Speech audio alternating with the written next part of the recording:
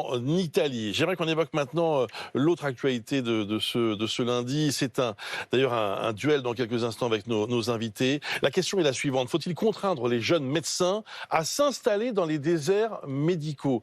Un sujet très important, évidemment, parce que beaucoup de Français souffrent de ces déserts médicaux et ne trouvent pas assez de rendez-vous, assez facilement de rendez-vous pour consulter un médecin, qu'il soit généraliste ou même spécialiste. Mais faut-il pour autant imposer à des médecins de venir dans des régions où ils n'ont pas forcément envie d'aller? Fanny Wegscheider, on voit ça avec vous pour commencer. La question revient dans le débat à l'occasion de l'examen d'une proposition de loi. Exactement, examen qui commence ce début de semaine, qui portera donc sur la nécessité ou non de contraindre d'une manière ou d'une autre les jeunes médecins à s'installer dans ces zones en pénurie de médecins. Notre invité, l'ancien ministre et actuel député socialiste de Mayenne, Guillaume Garot, a une proposition qui va plutôt dans le sens d'imposer cette installation, puisqu'il préconise une vision assez radicale.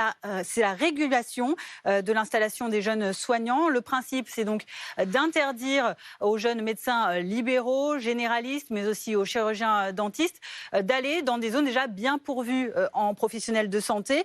Ça revient donc à peu près à leur imposer d'aller dans des déserts médicaux. Seule l'agence régionale de santé pourrait décider d'exception, par exemple, si un médecin quittait ces zones dépourvues de médecins. Cette idée, elle est présentée en tant qu'amendement, elle sera présentée en tant qu'amendement à la proposition de loi présentée donc à l'Assemblée en ce début de semaine par le député de la majorité de Seine-et-Marne et ancien président de la Fédération hospitalière de France, Frédéric Valletoux. Lui, il présente un texte en 3 volets. Le premier, c'est de pousser les soignants libéraux à beaucoup plus travailler ensemble. Par exemple, des cliniques privées qui pourraient plus intervenir pour assurer les urgences. Autre volet de la proposition, c'est d'interdire à un certain nombre de soignants débutants de recourir à l'intérim.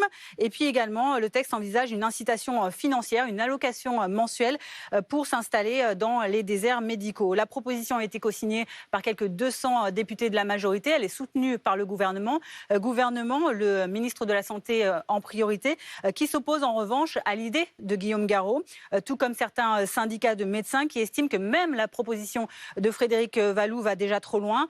À noter par ailleurs qu'Elisabeth Borne présentera ce jeudi son plan ruralité pour lutter justement contre les déserts médicaux. Merci beaucoup, Fanny Wegscheider, pour ces explications. Jean-Paul Hamon est avec nous, médecin généraliste, président de l'honneur de la Fédération des médecins de France et auteur de ce livre « Qui veut la peau de nos généralistes ?» C'est aux éditions Albin Michel. Bonjour docteur. Bonjour, ça a été écrit il y a 2 ans et je peux vous dire que ça ne s'est pas arrangé depuis. Bien, Guillaume Garot est avec nous, député socialiste de la Mayenne. Bonjour, Bonjour. Guillaume Garot. Et donc on l'a compris, à l'instant vous avez des idées justement pour lutter contre ces déserts médicaux, mais des idées un peu radicales selon certains praticiens.